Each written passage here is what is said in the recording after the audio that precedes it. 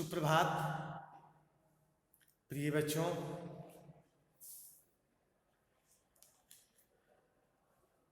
शीतकालीन छुट्टी के पश्चात आज पुनः क्लास को नियमित किया जा रहा है।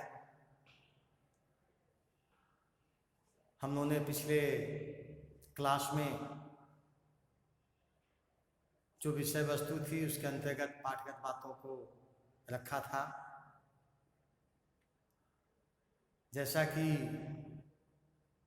फाइनल जो सिलेबस आपका बना है उसमें 2 शीर्षक और हमको करना है। पहला बड़े घर की बेटी और पद्य में मेघ आए। तो आज हम लोग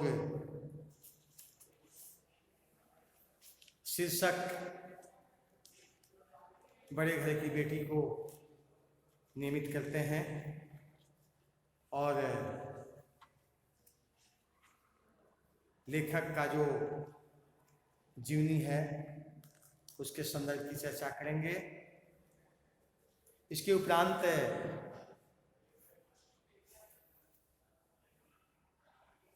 जो शीर्षक की सार्थकता और पाठ का उद्देश्य है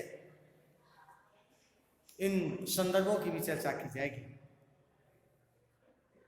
सबसे पहले बड़े घर की बेटी शीर्षक के जो लेखक हैं उनका नाम है मुंशी प्रेमचंद। जैसा कि अभी लाइव क्लास में मैंने आपको मुंशी प्रेमचंद के संदर्भ की चर्चा की। इनका वास्तविक नाम धनपत राय था। इनका जन्म 31 जुलाई 1880 ईस्वी को वाराणसी के निकट एक लम्ही गांव है वहाँ पर ही हुआ। जैसा कि मैंने आपको बताया, भगवान शंकर के कारण बनारस प्रसिद्ध है, ठीक उसी प्रकार से मुंशी प्रेमचंद के कारण लम्ही भी प्रसिद्ध है।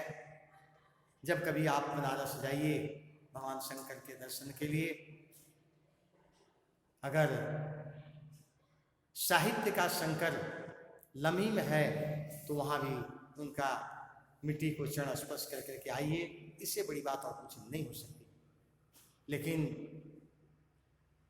जैसा कि हम जानते हैं मनुष्य के जीवन का अंत भी निश्चित है। 8 अक्टूबर 1936 ईस्वी में इनकी मृत्यु हो गई। मुंशी प्रेमचंद का साहित्य में जो योगदान है यह भुलाया नहीं जा सकता। इन्हें साहित्य के लिए जिस प्रकार की साधना की है वह वास्तव में हमारे लिए के प्रासंगिक आदर्श का सबसे सर्वोत्तम उदाहरण है। मुंशी प्रेमचंद अपने जीवन में अनेक मुसीबतों का सामना करते हुए साहित्य की साधना की।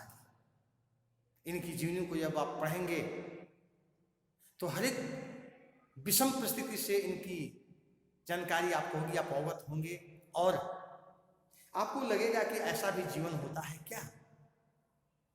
आज का समय और उस दिन के समय में बहुत अंतर था।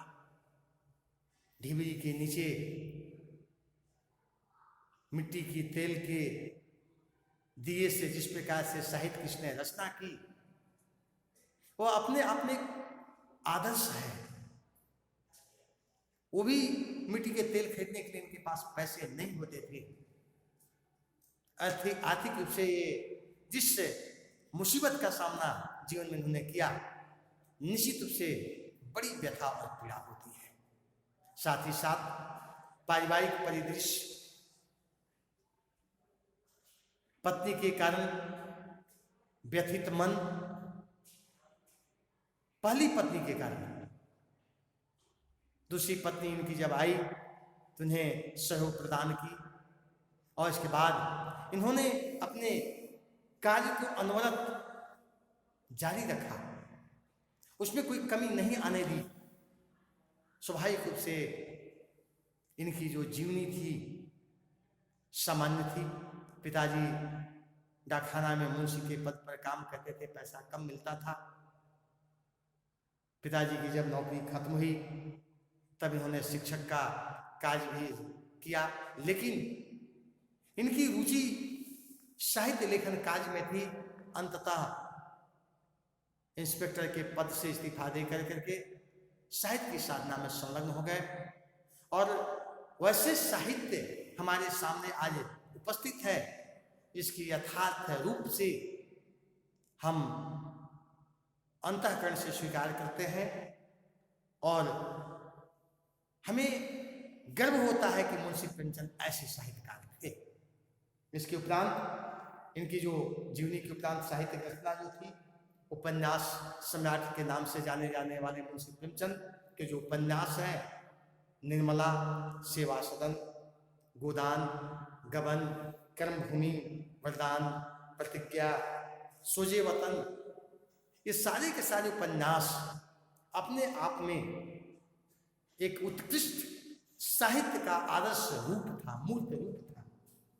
नाटक में कविता, संग्राम एवं प्रेम की वेदी, कहानी में प्रेम पूर्णिमा, पांच फूल, प्रेरणा, सप्त सरोज, मानसरोवर, प्रेम प्रसून, कफन, अग्नि समाधि, समर यात्रा, बड़े घर की बेटी और नवनिधि। इसके बाद 300 कहानियां हैं। ये 300 जो कहानी है मानसरोवर के 8 भागों में संग्रहित है। आपको जब आवश्यकता है लाइब्रेरी से आप उन किताबों को निकालिए और पढ़ करके मुंशी प्रेमचंद के यथार्थ भाव से अवगत होइए। यह निश्चित रूप से उत्कृष्ट कार्य है। निबंध, कुछ विचार व तलवार और त्याग। इसके बाद हम लोग आएंगे कहानी का जो उद्देश्य है, वास्तव में किस उद्देश्य से यह कहानी लिखी गई। शीर्षक है बड़े घर की बेटी। बड़े घर की बेटी का अभिप्राय धन दौलत ऐश्वर्य से बड़े घर की बेटी तो थी ही, लेकिन उसका जो आदर्श था, उसकी जो करुणा थी, उसका जो प्रेम था, उसका जो समाज परिवार राष्ट्र के प्रति जो भावना थी, वह भी बहुत उत्कृष्ट और उदात्त, पवित्र, शुद्ध और सात्विक था। परिणाम स्वरूप बड़े घर की बेटी से अभिप्राय उसकी उत्कृष्ट मानसिकता से थी। कहानी में यह दिखाने का लेखक प्रयास किया है कि आज संयुक्त परिवार लगभग समाप्त होता चला जा रहा है, लेकिन संयुक्त परिवार में जिस प्रकार का अपनेपन का भाव, करुणा का, प्रेम का संचार होता है, शायद एकांकी परिवार में बिल्कुल नहीं होता। स्वाभाविक रूप से आनंदी जो पाठ का प्रमुख पात्र है, बड़े घर की बेटी थी, उसका मध्यम वर्गीय परिवार में शादी हो जाता है। शादी होने के उपरांत वह घर आती है, लेकिन घर में वे सारे सुख साधन, भौतिक साधन नहीं थे जो वहां पर थे, लेकिन आकर के उसने इस घर को ही अपना घर माना और एक ऐसी समरसता भरने का प्रयास की जो निश्चित रूप से उत्कृष्टता का द्योतक हो। घरेलू जो समस्याएं हैं वह सभी जगह रहती हैं, उसको उसने सुलझाकर परिवार के बीच में मिलजुल कर रहने, सुख शांति समृद्धि से ऊंच नीच के भेदभाव को मिटाकर क्षमाशील बनने की प्रेरणा देकर भावनाओं को भड़काने के बजाय समायोजित करने की जो संघर्ष के द्वारा प्रेम को स्थापित किया, वह निश्चित रूप से सबसे उत्कृष्ट है। और इन्हीं उत्कृष्ट आदर्शों पर यह पाठ भी रखी गई है।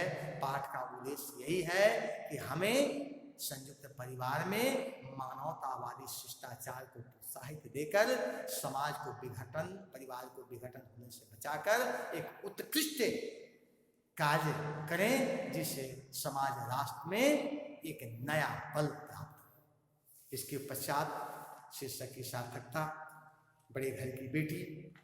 वास्तव में आनंदी बड़े घर की बेटी थी, लेकिन उसने अपने दोनों भाइयों के बीच में मनमुटावों के बीच जिस प्रकार से आदर्श स्थापित का प्रयास किया, अंततः उसके ससुर को यह कहना पड़ा कि बड़े घर की बेटियां ऐसी ही होती हैं और जो बिगड़ा हुआ काम बना लेती हैं, मर्यादा को स्थापित कर लेती हैं, इससे और कुछ बड़ी बात नहीं है। आनंदी वास्तव में बड़े घर की बेटी है, जो न कि आर्थिक रूप से बल्कि हृदय से बड़ी थी, प्रेम से बड़ी थी, करुणा से बड़ी थी, मानवतावादी सोच से बड़ी थी। सदपरिणाम यह हुआ कि शीर्षक लेखक के द्वारा बड़े घर की बेटी जो रखी गई, वह इन आदर्शों को स्थापित कर करके पाठकों पर एक ऐसा प्रभाव छोड़ती है जिससे हम भी कर सकते हैं कि वास्तव में आनंदी बड़े घर की बेटी है। और शीर्षक का नाम अगर बड़े घर की बेटी लेखक के द्वारा रखा गया है तो यह एक आदर्श है, उत्कृष्ट है, हम इसे अंतर मन से स्वीकार करते हैं। आज के लिए इतना ही, अगले क्लास में फिर पुनः हम आएंगे।